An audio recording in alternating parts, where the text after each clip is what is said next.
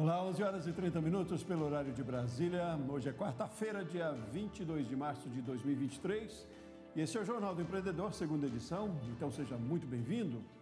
Eu sou Sebastião Garcia e convido você para acompanhar comigo a partir de agora as principais notícias do dia. Frente Parlamentar do Comércio toma posse com mais de 200 integrantes. Senado Federal aprova medida provisória que amplia prazo de pagamento do PRONAMP. E projeto de simplificação tributária passa em comissão e segue para plenário. Tudo isso e muito mais agora no Jornal do Empreendedor, segunda edição.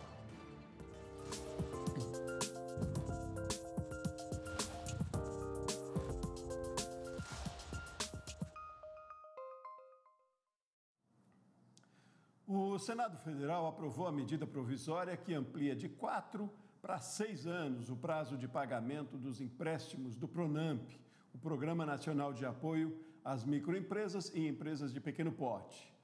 Também foi estabelecido um teto de juros mensais de 6% mais Selic, com o prazo de carência ampliado para 12 meses.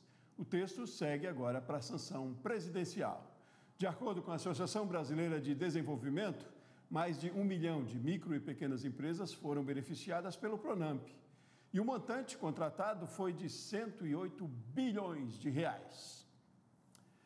E a Comissão de Assuntos Econômicos do Senado aprovou um projeto que simplifica as obrigações tributárias dos empreendedores. A proposta segue para o plenário com o pedido de urgência. Os empreendedores agora terão mais facilidade na hora de pagar as contribuições tributárias. O projeto do senador Efraim Filho é criar o Estatuto Nacional de Simplificação de Obrigações Tributárias Acessórias. Ele vai aproveitar o uso das novas tecnologias para substituir 9 formulários por um, barateando os custos para o contribuinte. O projeto foi aprovado na Comissão de Assuntos Econômicos no Senado Federal. O projeto ele traz o que há de mais moderno e ousado na expectativa de estudos no que diz respeito à simplificação e à desburocratização da vida de quem produz. Nós vamos substituir 9 formulários que existem hoje por apenas uma nota fiscal eletrônica, que com os meios de automação de pagamento e a tecnologia que existe hoje, essa própria nota fiscal, ali parametrizada já, ela é quem vai enviar essas informações para o fisco municipal, o fisco estadual, a Receita Federal, o Banco Central, a Junta Comercial e todos os demais órgãos que hoje cabe ao empreendedor perder seu tempo, seus recursos, seu dinheiro preenchendo digitalmente esse formulário, porque foi isso que aconteceu de tempos passados para cá. Nós evoluímos na digitalização do papel e do carimbo, mas não usamos a tecnologia para também mudar métodos e procedimentos. O projeto já foi aprovado pela Câmara dos Deputados no fim do ano passado, por 373 votos favoráveis contra 10. Na Comissão de Assuntos Econômicos aqui no Senado Federal, a votação do projeto de lei complementar de autoria do senador Efraim Filho foi unânime. Os 23 parlamentares votaram a favor da criação do Estatuto Nacional de Simplificação de Obrigações Tributárias Acessórias, que irá desburocratizar e facilitar a vida do empreendedor brasileiro. A proposta também cria a Nota Fiscal Brasil Eletrônica, diferente de hoje, onde cada município tem a sua. Agora será um único documento digital para todo o país, para mercadorias e serviços. Isso vai evitar que o empreendedor leve mais de 1.000 horas preenchendo formulários. Também haverá a unificação do documento de declaração e a criação do Registro Cadastral Unificado, que vai permitir que a inscrição do CNPJ seja suficiente para identificar a pessoa jurídica. Para o relator, senador Alan Rick, esse projeto é o início da reforma tributária. A aprovação deste relatório hoje na Comissão de Assuntos Econômicos do Senado é o marco inicial da reforma tributária no Brasil, porque a matéria, mesmo que nós, daqui a algum tempo, consigamos aprovar um texto de reforma tributária adequado aos interesses do Brasil, ele já inicia um processo de simplificação das obrigações tributárias acessórias que melhora a vida de quem empreende, reduz os gastos com formulários e burocracia, facilita ao fisco a busca exatamente daqueles que demonstra quem está pagando e busca pela formalização. Enfim, é um ganha-ganha. E nesse ganha-ganha, a palavra final não será mais apenas da Receita Federal. Um comitê com 24 integrantes indicados pelo SEBRAE e por confederações vai opinar nas decisões. Na Câmara dos Deputados, a reforma tributária voltou a ser discutida. A Frente Parlamentar do Empreendedorismo recebeu o secretário extraordinário da Reforma Tributária do Ministério da Fazenda, Bernard Api, criticou a grande quantidade de benefícios fiscais dada aos empresários e alertou os parlamentares sobre os riscos do número de exceções e a adoção de alíquotas diferenciadas na reforma.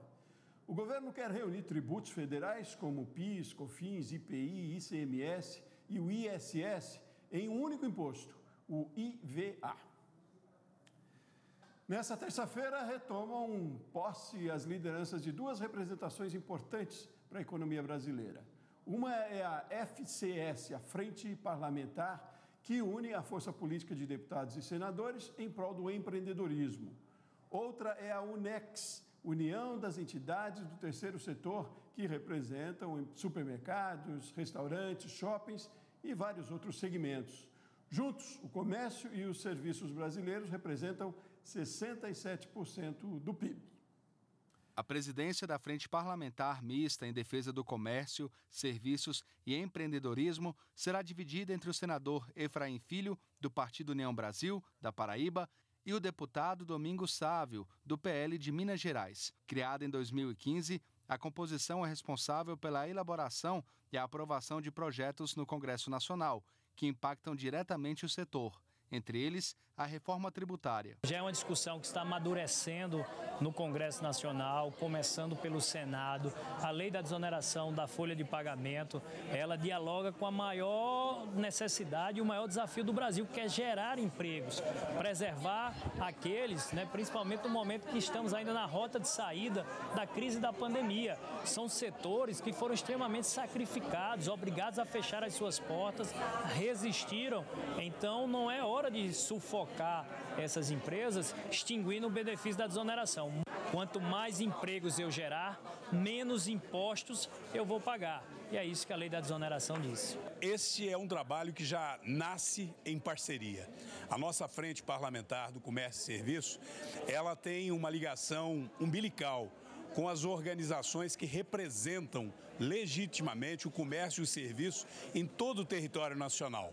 Essas diversas entidades, clubes de dirigentes lojistas, associação de bares, restaurantes, supermercados, do setor de transporte, de shopping center, da construção, eles se uniram, criaram uma entidade nacional, que é a União Nacional das Entidades do Comércio e Serviço, e essa entidade tem como objetivo fazer a defesa do comércio e do serviço. Mas para isso é preciso que tenhamos força política, organização política. E aí vem a Frente Parlamentar Mista, que é de senadores e deputados federais que compreendem a importância do comércio, a importância do serviço, pelos milhões de empregos que geram, pelos milhões de renda que geram, a importância no PIB brasileiro e, portanto, ter uma disposição de defender esse setor que é tão importante para a economia. Na solenidade, também tomou posse o novo presidente da União Nacional de Entidades do Comércio e Serviços, João Galassi,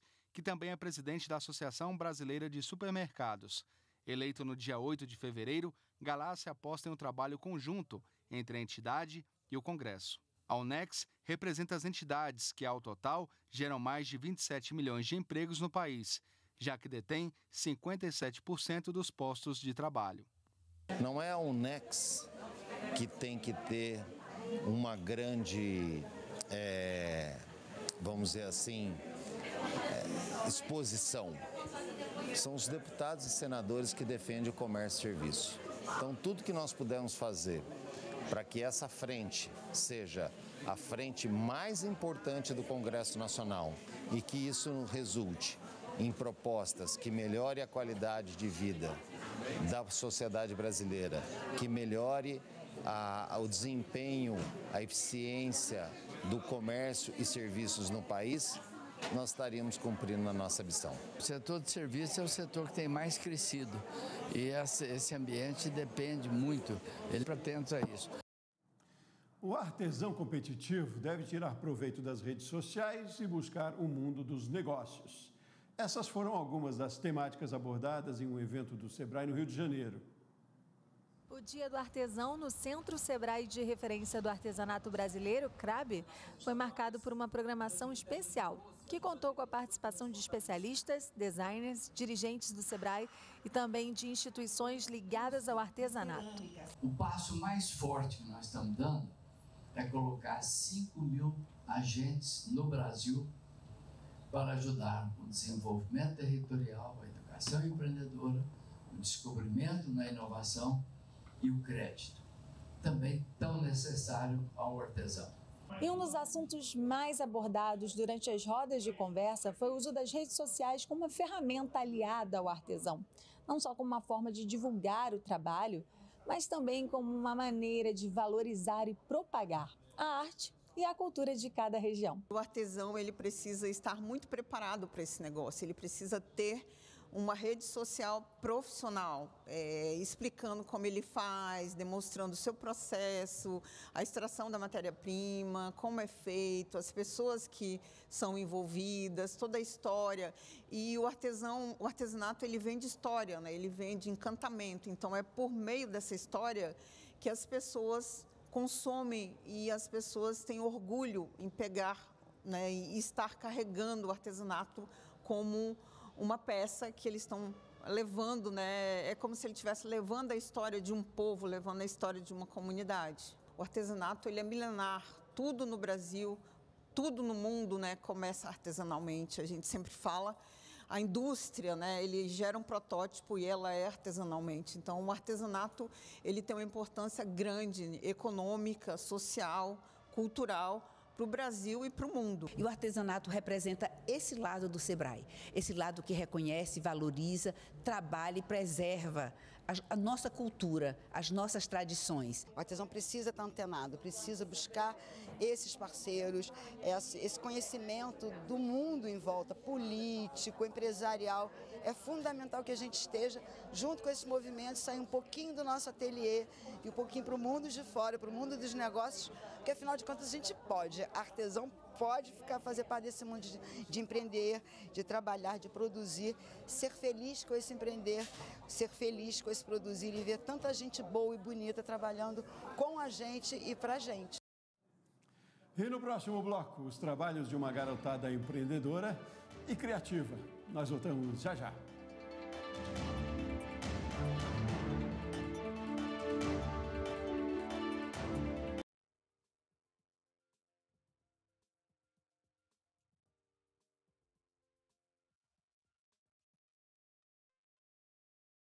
Quinze para o meio-dia agora pelo horário de Brasília e nós estamos de volta e ao vivo com o Jornal do Empreendedor, segunda edição. Olha, administrar bem o dia, organizar as tarefas, muitas vezes são pequenas ações que geram melhores resultados nos negócios. Isso, é claro, vale para todo mundo, mas para quem empreende, há uma exigência ainda maior. Vamos falar sobre isso hoje na coluna Aliança Empreendedora, aqui comigo o facilitador de crédito, Danilo Ladentim. Bom dia, Danilo, tudo bem? Bom dia, Sebastião, tudo bem, e você? Ótimo, tudo certo. Obrigado aí por conversar com a gente. Danilo, agenda cheia nem sempre significa bons negócios, né? Por onde a gente começa a errar nessa jornada para depois a gente falar dos acertos? Perfeito. Eu acho que a gente está numa era, Sebastião, uma era de correria, né? Entre aspas. A gente está cheio de... A nossa agenda está muito cheia. A gente está com muitas atividades na nossa rotina empreendedora, na nossa rotina diária como pessoas mesmo. Então, a gente vive essa cultura hoje em dia como sociedade. A gente também não quer tirar essa característica do movimento empreendedor. Por quê? Porque empreender gera esforço, gera, né, uma energia maior, gera uma determinada correria, mas o que a gente precisa entender, eu acho que esse é o grande erro, né, nosso como empreendedor, e que a gente precisa se atentar, é o quanto a gente precisa perceber que não é a quantidade de coisas que eu faço durante a rotina do meu negócio que vai fazer com que ele gere mais resultados, mas principalmente a qualidade, a consciência, a consistência e a eficiência daquilo que eu estou executando. Né? A partir do momento que eu entendo isso e consigo administrar melhor as atividades de uma forma onde eu uso o tempo ao meu favor, automaticamente, né, eu produzo melhor, eu tenho melhores resultados, eu gero mais vendas, faturo mais e chego mais próximo daquilo que eu planejei, né, como empreendedor. Ótimo. E aí, tendo essa consciência, então, na prática, no dia a dia, como dá para fazer para melhorar? Tem algumas dicas práticas que eu sempre passo para os meus alunos, que é a primeira. Primeiro, a gente precisa ter consciência de como está a nossa rotina. Então, a primeira é pegar um caderninho, fazer a sua lista, como que funciona a tua rotina. Mesmo se você não trabalha de segunda a sexta, ou só trabalha de noite como empreendedor, finais de semana, como que está a sua rotina. Então, lista tudo que você faz. Isso é importante também para você ter consciência, né, da quantidade de coisas que você está envolvido. Em segundo lugar, é olhar para essas atividades e entender quais são as minhas prioridades, quais destas atividades que realmente contribuem para um melhor resultado, né, para alcance dos meus sonhos, dos meus objetivos que eu planejei. Então, olhar para tudo aquilo e tirar aquilo que não é realmente prioridade. Terceira dica principal é, assim, organizar aquilo que a gente entendeu como prioridade, organizar tudo isso de uma forma onde eu consiga, né, ter um limite de tempo, por exemplo, para cada atividade, tentar entender o quanto eu preciso de tempo para produzir determinadas coisas, entender que às vezes em um momento da semana, algumas atividades se tornam mais obrigatórias, eu preciso fazer um movimento de compras, por exemplo, em determinado dia da semana aquilo, né, é mais barato ou funciona melhor. O empreendedor também entender na sua rotina que os seus horários são diferentes, horários de produção. Então, tem gente que funciona um pouco mais de manhã, acorda mais disposto. Outros funcionam muito melhor à noite, produzem muito mais. Então, organizar tudo isso de uma forma onde ele entenda como que isso vai gerar melhor resultado. E entender também, Sebastião, que imprevistos acontecem. Então, aqui a gente não está falando sobre uma caixinha fechada, que tudo vai dar certo 24 horas por dia, mas é entender quando os imprevistos vêm, eu consigo lidar melhor com isso. E tendo essa rotina, se você precisa de um apoio, né, para não esquecer, para organizar também muito melhor isso, você pode usar algumas ferramentas, alguns aplicativos. A gente tem vários aplicativos de celular que você pode utilizar até o seu próprio caderninho, a agenda, a maneira como você ficar mais confortável vai funcionar melhor para você. Então, analise a sua rotina, estabeleça como ela vai funcionar e utilize algumas ferramentas que podem te ajudar nesse processo. Muito bem, Danilo. E os resultados são certos, né? Na produtividade, na melhora de qualidade de vida também. Danilo Lalentim, da Aliança Empreendedora, muito obrigado pela sua participação hoje aqui com a gente, viu? Obrigado, Sebastião. Eu que agradeço. Boa tarde. Até mais. Seguimos. Olha, estimular jovens a criar soluções a partir do empreendedorismo e da tecnologia. Esse é o objetivo do desafio Liga Jovem. É pela semifinal dessa competição que estudantes de todo o país estão reunidos em São Paulo. Na garganta, o mesmo grito. Vamos construir intervalos sem filas? Esse grupo de estudantes do terceiro ano do ensino médio veio de Vitória, no Espírito Santo, para São Paulo, com uma missão para lá de especial. Todos eles vão disputar as fases finais do desafio Liga Jovem, considerado uma das maiores competições escolares de empreendedorismo do Brasil. Iniciativas de empreender, de criar, de pensar, sair da caixinha. E também a oportunidade da gente sair do nosso estado, vir aqui num evento tão grande. O que você quer levar para Vitória agora? A gente quer voltar para Vitória com a vitória, né? Mas só de estar aqui, só de participar desse evento, chegar na semifinal é um grande sonho. Batizada de Ask Food, a equipe criou um aplicativo para smartphones que pretende acabar com as filas das cantinas das escolas e universidades. É um aplicativo onde os alunos vão poder fazer os seus pedidos pelo próprio celular, online, com antecedência de qualquer lugar. É um projeto muito legal e que tem muito a se expandir. Essa é uma oportunidade da gente alinhar a teoria, que a gente trabalha em sala de aula, com a prática. Para a educação, isso é muito grandioso. E como é que fica o coração de professor? Bate igual dos alunos na torcida? Muita ansiedade junto com eles, com certeza, né? E na expectativa também para que eles consigam avançar no desafio. Também vieram de longe estes estudantes de Brasília. Essa turminha se inspirou na triste realidade dos abusos sexuais infantis e criou um semáforo do corpo. Aqui o objetivo é explicar desde cedo, de maneira lúdica, quais partes do corpo podem ou não ser tocadas. Então, nós desenvolvemos um mecanismo para evitar o abuso sexual de crianças e também para que elas possam dizer se estão sendo abusadas ou não. É um quadradinho com desenhos e cores relacionadas ao semáforo de trânsito, onde cada cor representa uma parte do corpo, dizendo se pode ou não tocar nela. Dentro da escola eles têm matéria de empreendedorismo, que é trabalhar como criar um produto, como vender um produto, como fazer um pitch, e esse evento ele trouxe isso pra gente, a oportunidade de aplicar isso no dia a dia. A equipe Nova Five criou esse aplicativo que promete ajudar as pessoas com deficiência auditiva a se comunicarem com quem não sabe falar em Libras. Nosso projeto é basicamente uma plataforma que serve para criar conexões entre intérpretes e pessoas surdas, assim permitindo a democratização da acessibilidade comunicacional para essas pessoas. Desenvolvimento das habilidades empreendedoras dele ao longo do processo, de trabalhar em equipe, de network, captar recursos. E a gente está favorecendo esse protagonismo juvenil, esse empreendedorismo juvenil. Com o objetivo de solucionar problemas, tanto de escolas quanto de comunidades, cerca de 5.000 estudantes do 9º ano do ensino fundamental a 3º ano do ensino médio de todo o Brasil se inscreveram no desafio Liga Jovem. São 1.239 equipes que participaram desde o início com suas ideias. 100 projetos foram selecionados e agora eles estão a um passo de começar a disputar a etapa final. A partir de agora, eles apresentam seus projetos para um corpo de jurados especializado em identificar novos negócios.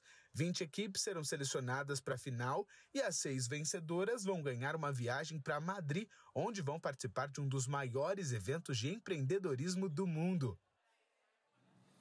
E nesta semana, o Rio de Janeiro foi ponto de encontro entre empreendedoras, o WeForum. Um café da manhã para abrir o apetite para muita conversa, discussão de ideias e um dia inteirinho para falar sobre as pautas mais importantes da atualidade, sob a ótica delas. E o papo começou com a presidente da WIL, Women Leadership in Latin America. Ela explicou o trabalho da organização sem fins lucrativos que, desde 2013, atua no Brasil e na Colômbia em apoio às mulheres que querem empreender na América Latina. Então, a gente vem trabalhando com os programas que as empresas têm para atrair, reter e promover talento feminino. Então, desde o recrutamento de mulheres, olhar para os números que estão sendo recrutados, se temos números proporcionais de homens e mulheres, a promoção, métricas para ver se os líderes estão efetivamente, que hoje em dia a maioria de homens, estão efetivamente preocupados com a diversidade de gênero nos seus quadros de promoção e também na atuação dos próprios CEOs, da agenda dos CEOs, se eles são participantes, se a alta liderança das empresas é atuante em termos de promover e fazer com que os seus números melhorem.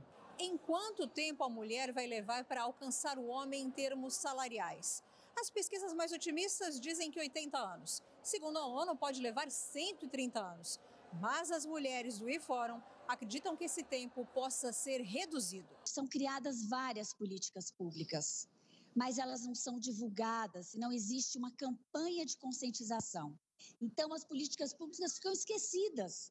Realmente, a gente tem que criar uma política pública e tem que criar campanhas para que a gente consiga chegar lá. Eu não digo daqui a 80 a 130 anos, não. Mas eu acho que daqui a uns 30 anos a gente vai estar no mesmo patamar. Tem vários indicadores que mostram duas coisas. Uma que você tem menos mulheres em cargos de liderança. Globalmente tem um estudo da Oliver Wyman que estudou 3.000 empresas nos Estados Unidos, só 6% das mulheres em cargos de liderança. E aquelas que conseguem romper o telhado de vidro, que a gente fala, e chegar lá, elas levam em média 6 anos a mais do que os homens. Então acho que é um duplo desafio. Chegar lá, e em quanto tempo você consegue ascender em cargos de liderança. Essas lideranças, mulheres que são sucesso, são referências para as outras mulheres, para mim, para todas as mulheres. Então, a gente ouvir as histórias, ouvir a realidade dos fatos, dita por outras mulheres, a gente consegue também pegar um pouquinho para a gente e adequar ao nosso trabalho e ao nosso interesse. Então, é muito importante que a gente ouça outras mulheres como referência na nossa vida. Muito bem, e assim a gente termina essa edição do Jornal do Empreendedor. Outras notícias ao vivo às 7h30 da noite. E na terceira edição, Uma ótima tarde para você, ótimos negócios e até mais.